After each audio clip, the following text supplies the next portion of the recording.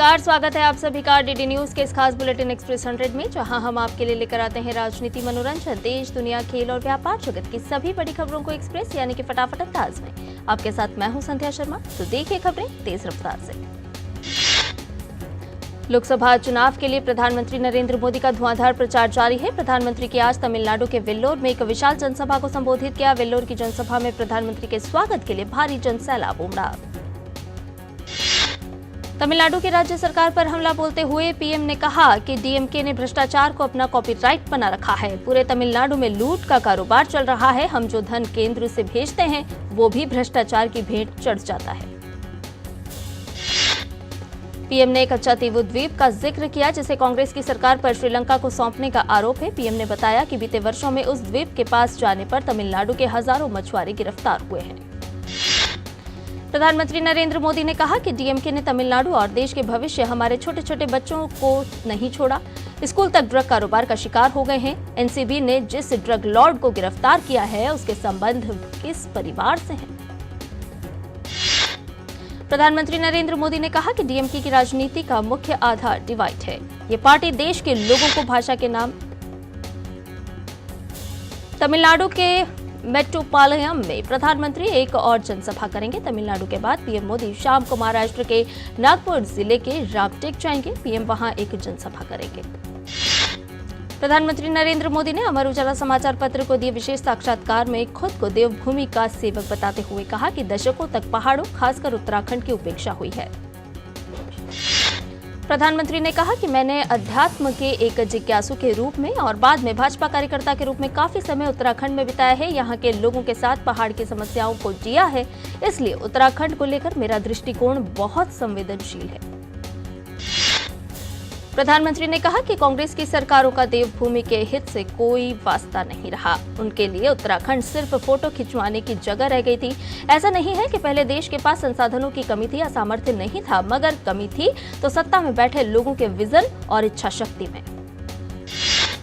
BJP ने आज एक नया गीत जारी किया है जो पूरे देश की भावना को दर्शाता है। यह गाना 12 अलग अलग भाषाओं में गाया गया है और यह राष्ट्र की एकता को प्रदर्शित करते हुए लोगों को उनकी विविधता पर एक साथ आने को दर्शाता है। भाजपा के स्टार प्रचारक और केंद्रीय गृह मंत्री अमित शाह भी जमकर चुनाव प्रचार कर रहे हैं। अमित शाह आज पश्चिम बंगाल और बिहार के चुनावी दौरे पर रहेंगे। अमित शाह आज सबसे पहले पश्चिम बंगाल के दक्षिणी दिनाजपुर लोकसभा क्षेत्र के दौलतपुर में एक जनसभा करेंगे। इसके बाद केंद्रीय गृह मंत्री अमित शाह बिहार पहुंचेंगे, जहां वो औरंगाबाद लोकसभा क्षेत्र के गुरारू में चुनावी रैली को संबोधित करेंगे। यूपी के मुख्यमंत्री योगी आदित्यनाथ आज जम्मू कश्मीर के कठुआ में चुनावी जनसभा को संबोधित करेंगे। इसके बाद शाम को मुजफ्फरनगर में चुनावी जनसभा करेंगे। वहीं रक्षा मंत्री राजनाथ सिंह उत्तर प्रदेश की कई सीटों पर समीकरण साधेंगे। वह सहारनपुर, बुलंदशहर और संभल में जनसभाओं को संबोधित करेंगे। आबकारी नीति मामले में दिल्ली के मुख्यमंत्री अरविंद केजरीवाल ने सुप्रीम कोर्ट का दरवाजा खटखटाया है। केजरीवाल के वकील कल के हाई कोर्ट के फैसले के खिलाफ अपनी अपील को आज सीजेआई की बेंच के सामने मेंशन कर जल्दी सुनवाई की मांग कर सकते हैं। वहीं अरविंद केजरीवाल को राउस एवेन्यू कोर्ट से झटका लगा है। कोर्ट ने केजरीवाल की सप्ताह में 5 बार अपने वकील से मुलाकात बढ़ाने वाली याचिका को खारिज कर दिया। नियम के मुताबिक केजरीवाल अभी एक हफ्ते में सिर्फ 2 बार ही अपने वकील से मिल सकते हैं। दिल्ली आबकारी घोटाला मामले में मनीष सिसोदिया की जमानत याचिका पर आज राउस एवेन्यू कोर्ट सुनवाई करेगा। इससे पहले कोर्ट ने सभी दलीलों को सुनने के बाद मनीष सिसोदिया की न्यायिक हिरासत को 18 अप्रैल तक बढ़ा दिया था। राष्ट्रपति द्रौपदी मुर्मू ने विश्व होम्योपैथी दिवस के मौके पर आज नई दिल्ली के द्वारका यशोभूमि कन्वेंशन सेंटर में 2 दिवसीय वैज्ञानिक सम्मेलन का उद्घाटन किया। सम्मेलन को संबोधित करते हुए राष्ट्रपति द्रौपदी मुर्मू ने कहा कि हमारे देश में होम्योपैथी की सुविधा पर्याप्त है। राष्ट्रीय आयुष मिशन के तहत होम्योपैथी की सुविधा दी जा रही है। राष्ट्रपति द्रौपदी मुर्मू ने कहा कि अनेक पद्धतियों से परेशान लोगों की होम्योपैथी से इलाज होता है। वैज्ञानिक तरीके से इलाज से लोकप्रियता बढ़ती है। रिसर्च को बढ़ावा देना जरूरी है, जिससे सभी लोगों को लाभ होगा। भारत सरकार के हस्तक्षेप के बाद तमिलनाडु के 19 मछुआरों की श्रीलंकाई जेल से रिहाई हो गई है। सभी मछुआरे श्रीलंका के कोलंबो से एयर इंडिया के जरिए चेन्नई पहुंच चुके हैं। केंद्रीय मंत्री गिरिराज सिंह ने कांग्रेस के घोषणा पत्र को अन्याय पत्र बताया है और इसे झूठ का पुलिंदा करार दिया। इसरो चंद्रयान 4 को लॉन्च करने की अपनी तैयारियों में जुट गया है। इसरो चीफ एस सोमनाथ ने एक प्रेस वार्ता के दौरान बताया कि प्रधानमंत्री नरेंद्र मोदी ने यह ऐलान किया था कि 2040 में भारत का कोई पहला व्यक्ति चांद पर अपने कदम जमाएगा। इसरो का चंद्रयान 4 इसी लक्ष्य की ओर पहला कदम है। अखिल भारतीय कांग्रेस कमेटी की महासचिव प्रियंका गांधी आज उत्तराखंड में पार्टी का प्रचार कर रही हैं। प्रियंका गांधी गढ़वाल संसदीय क्षेत्र में रामनगर और हरिद्वार संसदीय क्षेत्र में रुड़की में चुनावी जनसभाओं को संबोधित करेंगी। दिल्ली में कांग्रेस के प्रदेश अध्यक्ष अरविंदर सिंह लवली ने लोकसभा चुनाव में पार्टी की तैयारी और आम आदमी पार्टी के साथ गठबंधन पर बोलते हुए कहा कि चुनाव प्रचार की तैयारियां पूरी हो चुकी हैं। प्रधानमंत्री नरेंद्र मोदी के 11 अप्रैल को उत्तराखंड के ऋषिकेश में होने वाली जनसभा की तैयारियां जारी है। मुख्यमंत्री पुष्कर सिंह धामी ने प्रधानमंत्री की आगामी सार्वजनिक बैठक के लिए रैली ग्राउंड का निरीक्षण किया। एमएनएस ने बीजेपी शिवसेना एनसीपी के महागठबंधन को बिना शर्त समर्थन देने का किया ऐलान। एमएनएस प्रमुख राज ठाकरे ने कहा, यह समर्थन सिर्फ प्रधानमंत्री नरेंद्र मोदी और एनडीए गठबंधन के लिए है। अब सभी को चुनाव की तैयारी करनी चाहिए। महाराष्ट्र के मुख्यमंत्री एकनाथ शिंदे ने मनसे द्वारा समर्थन का किया स्वागत और कहा कि पीएम मोदी ने जो देश का विकास किया है, देश को आगे बढ़ाया है, उसी के मद्देनजर उन्होंने मनसे महायुति को समर्थन किया है। मैं उन्हें धन्यवाद करता हूं। महाराष्ट्र नवनिर्माण सेना के एनडीए में शामिल होने पर शिवसेना यूबीटी नेता संजय राउत ने तंज कसते हुए कहा कि अब ऐसा अचानक क्या चमत्कार हो गया जो राज ठाकरे अचानक से पलटकर महाराष्ट्र के दुश्मनों को समर्थन दे रहे हैं। उज्जैन शहर के भाजपा कार्यालय में आज कांग्रेस के कई सदस्यों ने भारतीय जनता पार्टी की सदस्यता ग्रहण की। इस मौके पर मध्य प्रदेश के मुख्यमंत्री मोहन यादव भी मौजूद रहे। मध्य प्रदेश के मुख्यमंत्री मोहन यादव ने कहा कि उज्जैन में भाजपा कार्यालय में आज कई मित्रों को भाजपा की सदस्यता ग्रहण करा रहे हैं। प्रचंड बहुमत से मध्य प्रदेश में सभी 29 लोकसभा सीटें जीतेंगे। अब की बार 400 पार। बसपा प्रत्याशी अशोक भलावी के निधन के बाद मध्य प्रदेश के बैतूल में चुनाव स्थगित कर दिया गया है। बैतूल कलेक्टर नरेंद्र सूर्यवंशी ने कहा कि जनप्रतिनिधि अधिनियम 1951 की धारा 52 के तहत 26 अप्रैल 2024 को होने वाली मतदान प्रक्रिया को स्थगित कर दिया गया है। कांग्रेस ने आगामी लोकसभा और आंध्र प्रदेश विधानसभा चुनाव के लिए प्रत्याशियों की सूची जारी कर दी है। आगामी लोकसभा चुनाव के लिए पार्टी ने 6 प्रत्याशियों की घोषणा की है। वहीं आंध्र विधानसभा चुनाव के लिए 12 प्रत्याशियों का ऐलान किया है। कांग्रेस की सूची में विशाखापट्टनम से पुलुसु सत्यनारायण रेड्डी, अनाकापल्ले से वेगी वेंकटेश, एलुरु से लावण्या कावुरी, नरसरापेट से गौरनपुड़ी सुधाकर, नेल्लोर से कोप्पिल राजू और तिरुपति निर्वाचन क्षेत्र से डॉक्टर चिंता मोहन को मैदान में उतारा है।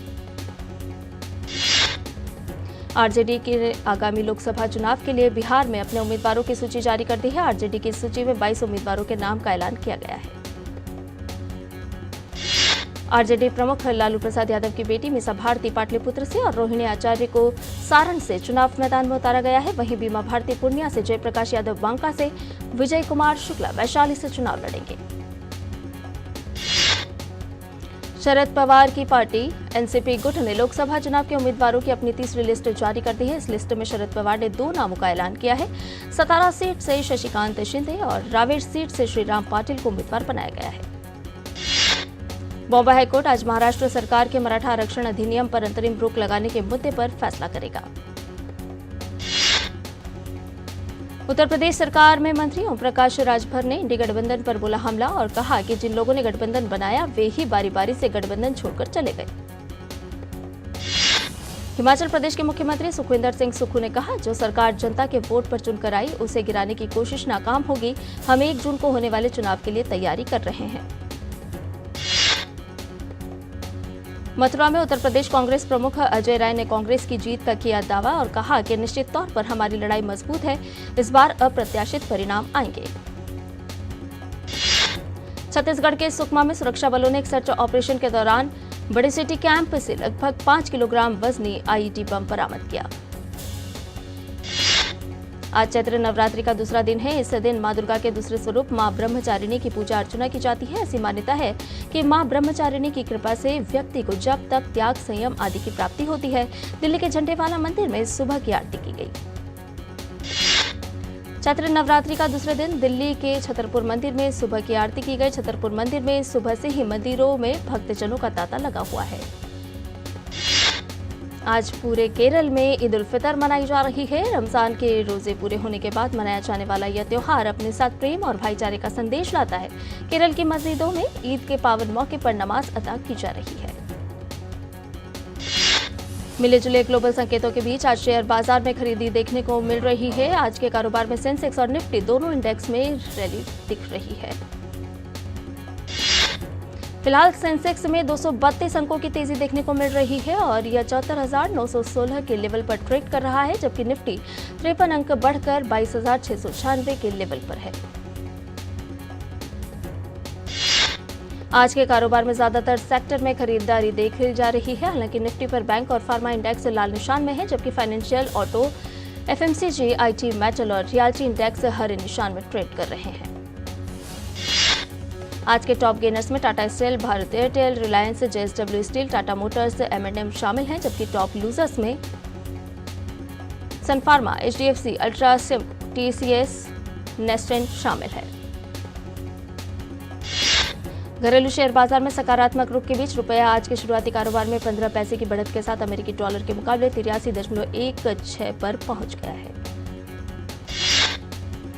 और इसके साथ ही बुलेटिन में फिलहाल रुकने एक छोटे से ब्रेक के लिए जल्द हाजिर होंगे। शबलू की लालन की जात चमशारे। So welcome to the folk music special. देखिए, रेलिया तो उसको बैरन उसका सैया ले गई थी, लेकिन मालिनी बैरन हमरा दिलवाए ले गई।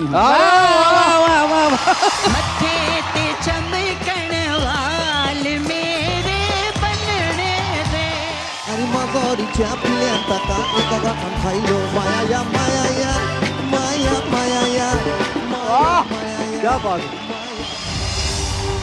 भारत का अमृत कलश हर शनिवार और रविवार शाम 7 बजे सिर्फ डीडी नेशनल पर, देश का पहला चैनल, देश का अपना चैनल। नए दिन की करें शुरुआत भारतीय ज्ञान परंपरा, संस्कृत और स्वास्थ्य के साथ। स्वास्थ्य में उपयोगी आयुष पद्धतियों का विज्ञान, संस्कृति, कला, योग का अद्भुत ज्ञान। देखिए विशेष कार्यक्रम सुप्रभातम सोमवार से शुक्रवार सुबह 7 बजे सिर्फ डीडी न्यूज पर। और ब्रेक के बाद एक्सप्रेस 100 में आपका एक बार फिर से स्वागत है। ये बाकी की खबरों को भी जानें फटाफट अंदाज में। आरबीआई गवर्नर शक्तिकांत दास ने भारतीय बैंकों से घरेलू व विदेशी दोनों स्तरों पर रुपया डेरिवेटिव बाजार में भागीदारी बढ़ाने की अपील की है। इस साल जनवरी-मार्च तिमाही के दौरान मूल्य के लिहाज से घरों की बिक्री 68% बढ़ गई। इस दौरान लगभग 1.11 लाख करोड़ रुपए मूल्य की प्रॉपर्टी की बिक्री दर्ज की गई। आज के कारोबार में ब्रेंट क्रूड हाई लेवल पर बना हुआ है। इंटरनेशनल मार्केट में क्रूड $89.50 प्रति बैरल के करीब ट्रेड कर रहा है, जबकि WTI क्रूड $85.30 प्रति बैरल के आसपास है। ओला कंपनी ब्रिटेन, ऑस्ट्रेलिया, न्यूजीलैंड में अपना ऑपरेशन बंद करेगी। कंपनी ने कहा है कि वह भारत के कारोबार पर ध्यान केंद्रित करने के लिए यह फैसला कर रही है। अमेरिका भारत रणनीतिक और भागीदारी मंच USISPF ने पूर्व राजस्व और वित्त सचिव तरुण बजाज को अमेरिका भारत कर मंच का प्रमुख नियुक्त किया है। रिजर्व बैंक 2008 से तिमाही आधार पर मैन्युफैक्चरिंग क्षेत्र की ऑर्डर बुक, इन्वेंटरी और क्षमता उपयोग सर्वेक्षण आयोजित कर रहा है। इस बार भी आरबीआई मैन्युफैक्चरिंग कंपनियों के सर्वेक्षण का अगला दौर शुरू कर चुका है। कृषि रसायन कंपनी बेस्ट एग्रोलाइफ लिमिटेड के शेयर आज से नेशनल स्टॉक एक्सचेंज में सूचीबद्ध होंगे। बेस्ट एग्रोलाइफ पहले से ही BSE पर सूचीबद्ध है। कंपनी को गजरौला, ग्रेटर नोएडा और जम्मू कश्मीर में 3 विनिर्माण संयंत्रों में टेक्निकल के लिए 7,000 टन सालाना और फार्मुलेशन के लिए 30,000 टन वार्षिक विनिर्माण क्षमता है। हरियाणा रियल एस्टेट विनियामक प्राधिकरण ने गुरुग्राम में गोदरेज डेवलपर्स एंड प्रॉपर्टीज की एक आवासीय परियोजना के लिए पंजीकरण अवधि बढ़ाए जाने के अनुरोध वाले आवेदन को खारिज कर दिया है। नियमों का पालन नहीं करने का हवाला देते हुए यह कदम उठाया गया है। वर्ल्ड स्टील एसोसिएशन ने कहा कि वैश्विक स्टील की मांग 2024 में 1.7% बढ़कर 1.793 बिलियन मीट्रिक टन होने और 2025 में और बढ़ने की उम्मीद है। एसोसिएशन को उम्मीद है कि भारत मांग वृद्धि का मुख्य हिस्सा होगा क्योंकि चीनी मांग में गिरावट जारी है। एसोसिएशन को उम्मीद है कि 2024 और 2025 में भारतीय मांग 8% बढ़ेगी। सरकार ने डिजिटल प्रतिस्पर्धा विधेयक के मसौदे पर हितधारकों की टिप्पणियां प्रस्तुत करने की समय सीमा 1 महीने बढ़ाकर 15 मई कर दी है। प्रारंभिक समय सीमा 15 अप्रैल को समाप्त होनी थी। विश्व बैंक समूह ने 22 संकेतकों के साथ अपने विकास कार्यों के परिणामों को मापने के लिए एक रूपरेखा का अनावरण किया। इसकी मदद से पारदर्शिता और जवाबदेही बढ़ाने के लिए बैंक के प्रयास में एक महत्वपूर्ण प्रगति होगी। मेटल स्टॉक्स में तूफानी तेजी आई है। हिंदुस्तान जिंक, हिंदुस्तान कॉपर, सेल और वेदांता के शेयरों में मंगलवार को 17% तक का उछाल आया है। चौथी तिमाही के मजबूत बिजनेस अपडेट्स, चीन और अमेरिका से सुधरते मैन्युफैक्चरिंग आउटलुक की वजह से मेटल शेयरों में तेजी देखने को मिली है। मारुति सुजुकी इंडिया ने हरियाणा के मानेसर में अपने संयंत्र में एक नई असेंबली लाइन जोड़ी है। इससे कंपनी की कुल विनिर्माण क्षमता 22.5 लाख वाहन से बढ़कर 23.5 लाख वाहन हो गई है। इलेक्ट्रिक स्कूटर निर्माता एथर एनर्जी ने अपना पहला family e scooter Resta launch किया है। कंपनी का दावा है कि यह पूरी तरह चार्ज होने पर 160 किलोमीटर तक चलेगा। भारत में इलेक्ट्रॉनिक्स की लोकल मैन्युफैक्चरिंग हर साल बढ़ रही है। भारत अब अन्य देशों से कम इलेक्ट्रॉनिक्स आयात कर रहा है और ज्यादातर इलेक्ट्रॉनिक्स खुद बना रहा है। नोबेल पुरस्कार विजेता वैज्ञानिक पीटर हिग्स का 94 वर्ष की आयु में निधन हो गया है। उन्हें गॉड पार्टिकल की खोज के लिए जाना जाता है, जिसने यह समझाने में मदद की थी कि बिग बैंग के बाद सृष्टि की रचना कैसे हुई। हिग्स बोसोन सिद्धांत के लिए उन्हें संयुक्त रूप से भौतिकी का नोबेल पुरस्कार मिला था। इजरायल हमास संघर्ष को रोकने के लिए मिस्र में संघर्ष विराम को लेकर मंथन जारी है। नए प्रस्ताव में 6 सप्ताह के संघर्ष विराम की बात कही गई है। इस दौरान हमास 40 बंधकों को रिहा करेगा। बदले में इजरायल को 700 फिलिस्तीनी रिहा करने होंगे। गजा की मिस्र से सटी रफा क्रॉसिंग संघर्ष प्रभावित क्षेत्र में मानवीय सहायता आपूर्ति का इकलौता प्रमुख मार्ग है। मानवीय सहायता से भरे ट्रक इसी क्रॉसिंग से गुजरकर गजा पहुंच रहे हैं। गजा की जरूरत की तुलना में यह सहायता आपूर्ति काफी नहीं है, फिर भी इससे बड़ी मदद मिल रही है। साइमन हैरिस आयरलैंड के नए प्रधानमंत्री चुने गए हैं। वह 37 साल की उम्र में आयरलैंड देश के प्रधानमंत्री बनने वाले सबसे कम उम्र के व्यक्ति हैं। हैरिस ने आयरलैंड के 3 दलों की गठबंधन सरकार के प्रमुख के रूप में लियो वराडकर की जगह ली है। शिकागो शहर के नागरिक निगरानी कार्यालय की एक रिपोर्ट के अनुसार शिकागो पुलिस अधिकारियों ने पिछले महीने हम्बोल्ट पार्क में कई यातायात को रोकने के दौरान डेक्स रीड द्वारा पहली गोली चलाने के बाद 1 मिनट से भी कम समय में लगभग 100 गोलियां चलाई। ईरान में आतंकियों ने पुलिस की 2 कारों पर हमला कर दिया। हमले में 5 पुलिस अधिकारियों की मौत हो गई और एक गंभीर रूप से घायल हो गया। जैश अल अदल समूह ने हमले की जिम्मेदारी ली है। जैल अल अशद शिया बहुल ईरान में जातीय अल्पसंख्यक बलूचों के लिए अधिक अधिकार और बेहतर जीवन की मांग करता है। अभी कुछ समय पहले समूह ने सिस्तान बलूचिस्तान में हमला किया था। इस हमले में 11 सुरक्षा कर्मियों की मौत हो गई थी। गजा में वाहनों और सहायता कर्मियों पर हमलों के संबंध में राष्ट्रपति जो बाइडेन ने इजरायल की गलती बताया। राष्ट्रपति जो बाइडेन ने इजरायल के लिए युद्ध विराम का प्रस्ताव करने और अगले 6 से 8 सप्ताह में गजा में प्रवेश करने वाले सभी खाद्य और दवाओं तक पूर्ण पहुंच प्रदान करने की इच्छा व्यक्त की है। उत्तरी इटली के एक हाइड्रो पावर प्लांट में भूमिगत विस्फोट होने से 3 लोगों के मारे जाने और 4 के लापता होने की सूचना है। घटना के बाद इतालवी बचाव दल जीवित बचे लोगों की तलाश कर रही है। उत्तरी इटली में घटना का कारण हाइड्रो पावर प्लांट के एक ट्रांसफार्मर में आग लग गई। कंपनी ने कहा कि बांध बेसिन क्षतिग्रस्त नहीं हुआ है और घटना के समय संयंत्र ऑफलाइन था, इसीलिए बिजली आपूर्ति पर कोई प्रभाव नहीं पड़ा। इंडियन प्रीमियर लीग में आज जीत के रथ पर सवार राजस्थान रॉयल्स का सामना 7वें स्थान पर मौजूद गुजरात टाइटंस से होगा। यह मैच जयपुर में खेला जाएगा। दोनों टीमों के बीच अब तक 5 मुकाबले हुए हैं, जिसमें गुजरात टाइटंस 4-1 से आगे है। रॉयल्स के लिए इस सत्र की खोज रियान पराग रहे हैं। सनराइजर्स हैदराबाद ने इंडियन प्रीमियर लीग 2024 में अपनी तीसरी जीत हासिल की। टीम ने मंगलवार को खेले गए मुकाबले में पंजाब किंग्स को 2 रन से हरा दिया। सनराइजर्स की ओर से नीतीश कुमार रेड्डी ने 37 गेंदों पर 64 रन की पारी खेली। यह आईपीएल में उनकी पहली 50 रही। पाकिस्तान क्रिकेट बोर्ड ने पूर्व हरफनमौला खिलाड़ी अजहर महमूद को सभी प्रारूपों में पाकिस्तान क्रिकेट टीम का हेड कोच नियुक्त किया है। महमूद को न्यूजीलैंड के खिलाफ 18 अप्रैल से शुरू हो रही घरेलू सीरीज के लिए अंतरिम मुख्य कोच बनाया गया है। लंकाशायर ने क्रिस ग्रीन को टीम में किया शामिल। ग्रीन को नैथान लियोन की जगह टीम में शामिल किया गया है। भारतीय टेनिस स्टार सुमित नागल आज मोंटे कार्लो मास्टर्स टेनिस प्रतियोगिता के दूसरे दौर का मैच खेलने उतरेंगे। सुमित का दूसरे दौर में सामना डेनमार्क के होल्गर रूने से होगा। ब्रिटेन के Jack Draper Monte Carlo Masters tennis प्रतियोगिता के पहले दौर से बाहर। ह्यूबर्ट हरकाज ने दी बात। स्पेन के टेनिस खिलाड़ी एरोन कोर्टेस पर लगा 15 साल का प्रतिबंध। मैच फिक्सिंग और बेटिंग के चलते लगा प्रतिबंध। यूएफए चैंपियंस लीग फुटबॉल प्रतियोगिता में बायर्न म्यूनिख और आर्सेनल के बीच खेला गया क्वार्टर फाइनल के पहले लेग का मुकाबला 2-2 से रहा ड्रॉ। इस मुकाबले में बायर्न की ओर से हैरी केन का बेहतरीन खेल नजर आया, जिन्होंने मैच में 32वें मिनट में पेनाल्टी किक के जरिए गोल किया। मैनचेस्टर सिटी और रियल मैड्रिड के बीच खेला गया यूएफए चैंपियंस लीग फुटबॉल प्रतियोगिता के क्वार्टर फाइनल में पहले लेग का मुकाबला 3-3 से रहा ड्रॉ। मैन सिटी और रियल मैड्रिड के बीच क्वार्टर फाइनल के दूसरे लेग का मुकाबला 18 अप्रैल को खेला जाएगा। यूएफए चैंपियंस लीग फुटबॉल प्रतियोगिता में आज देर रात बार्सिलोना का सामना पेरिस सेंट जर्मेन से होगा। यूएफए चैंपियंस लीग में दोनों टीमों ने अब तक एक दूसरे के खिलाफ 4-4 मुकाबले जीते हैं। वहीं आज देर रात ही एटलेटिको मैड्रिड का सामना डॉर्टमंड से होगा। दोनों टीमों के खिलाफ एक दूसरे के खिलाफ रहा है रिकॉर्ड बराबरी का।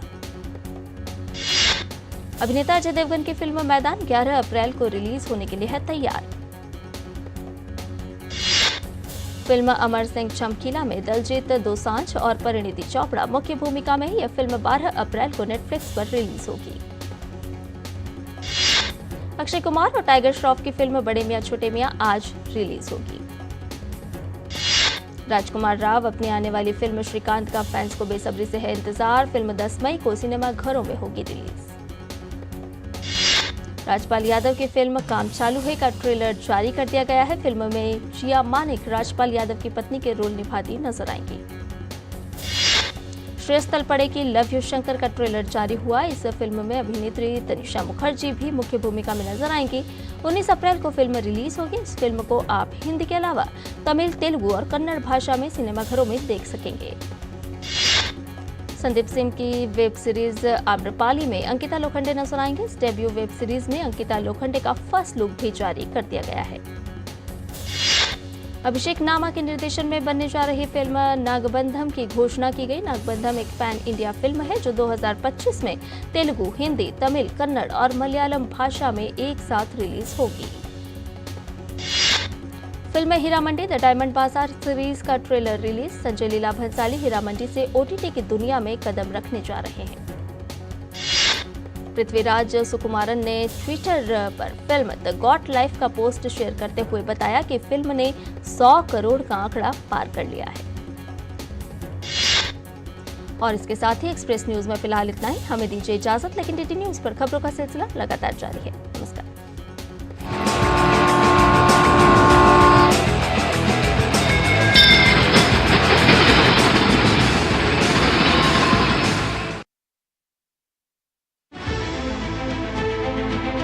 सियासी